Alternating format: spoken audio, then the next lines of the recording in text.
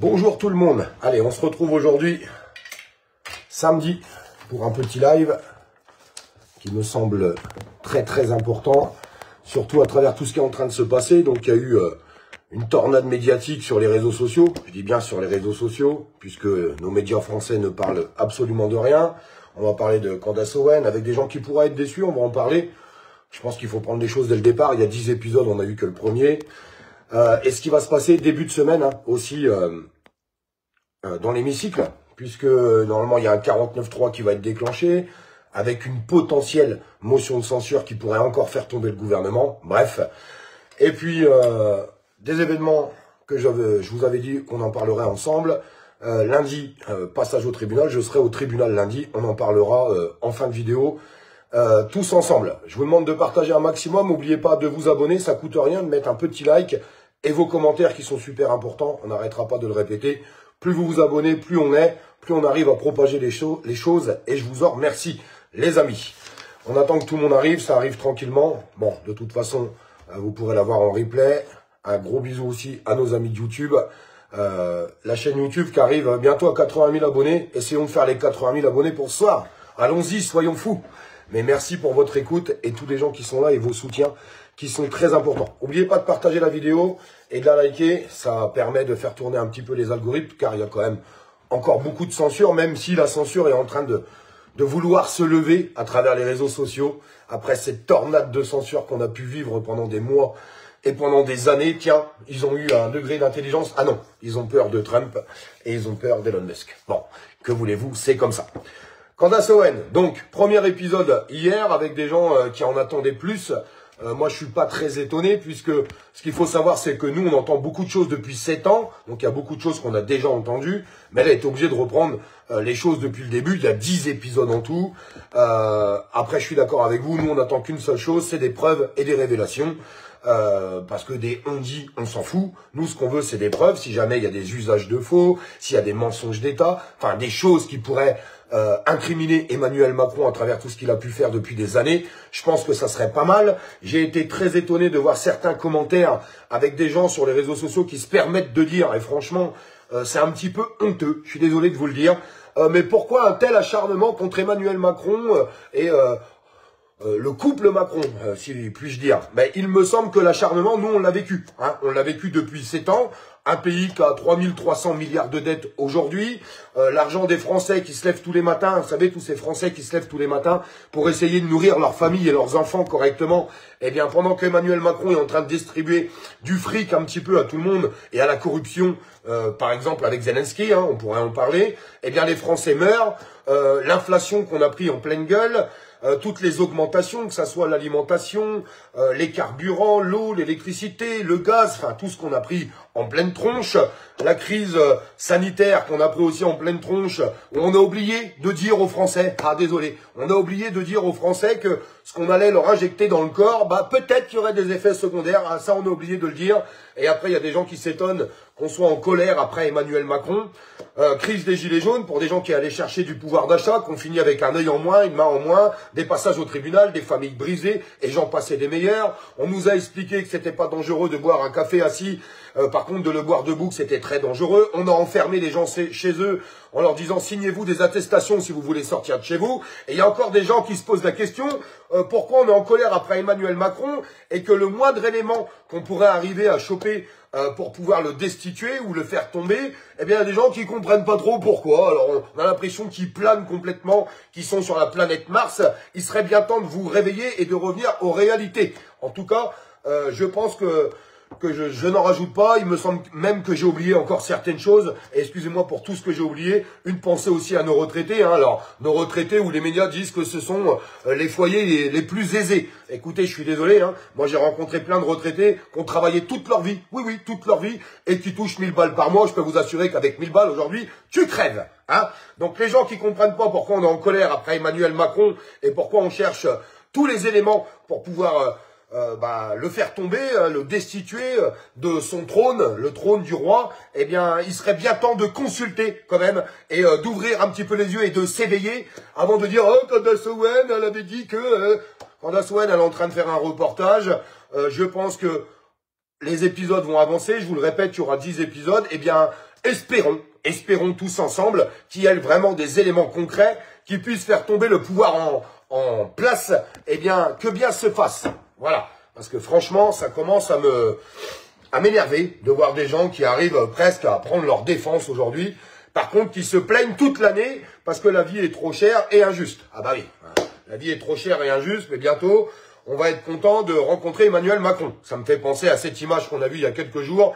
Quand Emmanuel Macron rentre dans un café, dans un village, je suis sûr que ces gens-là passent leur vie à dire que la vie est compliquée, parce qu'une pensée pour nos commerçants, hein, on a quand même 65 000 entreprises qui ont fait une liquidation judiciaire l'année dernière, donc c'est 65 000 patrons qui sont tombés, et tous les salariés qui vont avec derrière. Hein, faut pas l'oublier non plus, tout ça. Non. Apparemment, les gens, ils oublient. Tout le monde s'en branle. Alors, tout le monde souffre toute l'année. Et puis, quand il y a des gens qui essayent de dénoncer les choses, eh bien, apparemment, c'est pas bien. C'est pas bien. Il faut pas, attention, il faut pas toucher à Bribri, il faut pas toucher à Macron. Eh bien, si. Allons-y à fond et jusqu'au bout sur les choses. Parce que moi, je sais la souffrance qu'il a pu faire à tous les Français et la souffrance qu'il a fait à notre beau pays qu'il est totalement en train de détruire. Et plus il restera au pouvoir et plus il va le détruire, malheureusement. Donc voilà, on en est là. Donc on verra la suite des épisodes de Candace Owen. Pour l'instant, ça a été un résumé un petit peu des choses. Moi, j'attends la suite. Je suis comme Saint Thomas. Je crois ce que je vois. J'espère qu'on verra des choses. Merci beaucoup pour vos partages et vos abonnements, parce que je suis en train de voir que vous êtes en train de vous abonner. Et merci pour toutes les personnes qui mettent un like. Et merci pour vos soutiens. Deuxième phase. À partir de lundi, normalement, un 49.3, normalement, devrait être déclenché par le gouvernement, parce que vous savez que la France n'a toujours pas de budget. Hein. On n'a toujours pas de budget dans notre pays, puisque Emmanuel Macron, en fait, il s'accroche. Il s'accroche au poste, et au lieu de dire, de toute façon, plus personne veut de moi, hein, parce que c'est un petit peu ce qui se passe, 19%, il me semble, dans les sondages. Bon, eh ben non, il s'accroche au poste jusqu'au bout, jusqu'à enterrer notre pays. Alors, un 49.3 qui pourrait être déclenché, et là, c'est fabuleux, mes amis. Nos partis d'opposition qui se demandent et qui se permettent de réfléchir s'il faut censurer ou pas ce nouveau gouvernement. Je vous répète, la seule façon de faire tomber Emmanuel Macron, c'est de l'empêcher de gouverner. Comment on l'empêche de gouverner? Eh ben, en censurant automatiquement tous les nouveaux gouvernements qu'il va nous mettre en place. De toute façon, vous avez bien vu que le nouveau gouvernement qui a encore été pondu, le Premier ministre et tous les gens qui sont autour de lui, on les a sortis des tiroirs. C'est des gens qui se foutent de notre gueule depuis plus de 50 ans. Vrai ou faux? Non, je sais pas, je suis peut-être un menteur. Ah bah si, on reprend les mêmes et on recommence en fait. Bon, c'est pas comme ça qu'on va changer la politique de la France, et c'est certainement pas comme ça que les choses vont s'arranger dans notre pays. En tout cas, il ne me semble pas. Et là, on a nos partis d'opposition qui se posent la question si il faudrait censurer ou pas. Mais c'est une blague. Les Français vous ont élu l'opposition pour justement destituer Emmanuel Macron et l'empêcher de gouverner, pour changer de politique. Parce que la politique qui est proposée aujourd'hui, alors ça me fait un peu doucement rire, parce qu'il a été censuré une première fois en nous expliquant, les partis de l'opposition, ils ont dit « Ah non, on n'est pas d'accord sur les hausses d'impôts, sur les nouvelles taxes, on n'est pas d'accord sur les non-remboursements des médicaments, des consultations chez le médecin, des consultations à l'hôpital, de l'immigration. » Et en fait, rien n'a changé. Ils nous reproposent à peu près la même chose. Alors, ils ont enlevé 2-3 trucs, ils ont bidouillé, ils l'ont écrit un petit peu autrement. Et là, ça se met à réfléchir. Mais réfléchir de quoi? J'arrive pas à comprendre. Quand est-ce que vous allez faire votre boulot, les partis d'opposition? Déjà que vous n'êtes pas capable de déclencher l'article 68 dans ce pays, ça c'est quand même un drame. Hein. Non, parce que des manquements à son poste, il y en a plein. Vous êtes incapable de déclencher l'article 68, déjà pour commencer. Je sais pas comment vous faites pour vous regarder dans la glace. Et puis secondo, là maintenant on réfléchit si on va vraiment censurer ou pas, parce que ça pourrait faire tomber un gouvernement qui va encore tordre en deux les Français. Pourquoi vous vous posez des questions en fait? Non, parce que si vous savez pas faire votre boulot, vous demandez aux citoyens français, ils vont le faire à votre place. Parce qu'apparemment, moi, de ce que je peux lire dans les commentaires, et franchement, j'en suis bien satisfait et content, on dirait que les Français comprennent mieux que vous. Alors, à quoi ça sert qu'on vote pour des politiques si vous comprenez rien? Non, parce que si vous êtes complètement débile, il faut le dire tout de suite. Non, mais dites-le nous. Ou alors, si vous faites le petit jeu politique pour que chacun garde sa place en attendant tranquillement que 2027 arrive, allez-y, attendons encore 2 ans. C'est vrai, le pays, il est passé dans la merde. Donc, attendons encore 2 ans de politique d'Emmanuel Macron pour cracher encore plus notre pays, pour nous imposer encore des directives européennes qui va assécher notre pays, qui va défoncer encore nos agriculteurs, parce que parlons-en, nos agriculteurs, hein. Des belles promesses, il s'est rien passé du tout pour eux, absolument rien. L'industrie qui est complètement en train de s'écrouler, et maintenant Trump qui est en train de dire quoi? Bah, toutes les grosses sociétés, tous les milliardaires, venez aux États-Unis, il n'y a que 15% d'impôts, parce que Macron est en train de vous matraquer, il n'a pas tout à fait tort, je suis désolé de vous le dire, et ben quand on aura perdu tous les milliardaires de France, toutes les grandes sociétés, et ben je me demande bien où les salariés vont aller travailler. Je sais pas, moi je me pose des questions. Où ils vont aller bosser? Non, parce que, je veux pas être méchant, hein, quand je vois la gauche, ah, vous allez dire, ils tapent encore sur la gauche. Ah, mais j'en peux plus de la gauche parce qu'ils racontent que des conneries. La gauche, ils sont en train de dire, oh mais non, il faut surtaxer les patrons. En fait, ils n'ont pas compris, la gauche, que si tu continues de surtaxer les grosses sociétés et les patrons, bah ils vont se tirer à l'étranger, tout simplement. Logique. Mais quand il n'y aura plus de patrons, la gauche, les salariés vont travailler où? Mais comment on peut être aussi stupide, en fait? Comment on peut être aussi stupide? J'arrive pas à comprendre. Non, vous feriez mieux de dire, on va baisser les impôts sur les grosses sociétés. Par contre, on va vous imposer l'intéressement bénéfice. C'est-à-dire que les salariés qui travailleront dans les entreprises, à la fin de l'année, on leur versera 5, 6, 10 000 euros sur l'intéressement bénéfice des sociétés, à travers les économies qu'ils auront pu faire les sociétés et l'argent qu'ils auront pu gagner. Premièrement, les patrons, vous serez contents parce que plus vous allez payer vos salariés, plus ils seront motivés à travailler. Et les salariés qui travaillent dans les entreprises, bah, ils se sentiront mieux s'ils ont tous des primes d'intéressement bénéfice. Parce que je pense que la prime d'intéressement bénéfice, tout le monde aimerait bien l'avoir et qu'elle soit plus conséquente.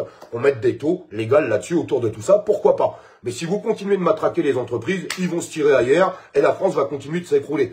La gauche comprend pas ça. Je sais pas, la gauche comprend rien, ils sont complètement débiles, ces gens-là. Je suis désolé de vous le dire, hein. C'est plus la gauche d'avant, hein. La gauche d'avant, on l'a perdue, la gauche de maintenant, ils ont le cerveau, il est fondu. Complètement fondu, il n'y a plus rien là-dedans. Ils comprennent rien du tout, hein. Mais rien du tout. C'est complètement dingue. Bon.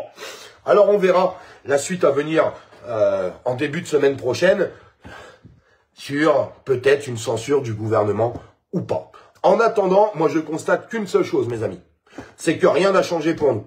Rien nous a été apporté. Rien du tout. Regardez le prix du gasoil, il est en train de repéter les gamelles. Alors on est content, les gens ils disent « Ah bah c'est bien, l'électricité elle a un peu baissé. Hein. » Ouais, t'as pris combien à la pompe? Bah en fait, ce que t'as gagné sur ta facture électrique, t'es en train de le repayer de l'autre côté à la pompe. C'est de la connerie tout ça. De la connerie pure et simple. L'inflation, vous avez l'impression que l'alimentation elle a baissé vous? Sincèrement, soyez honnête avec moi. Est-ce que vous pensez que l'alimentation a baissé?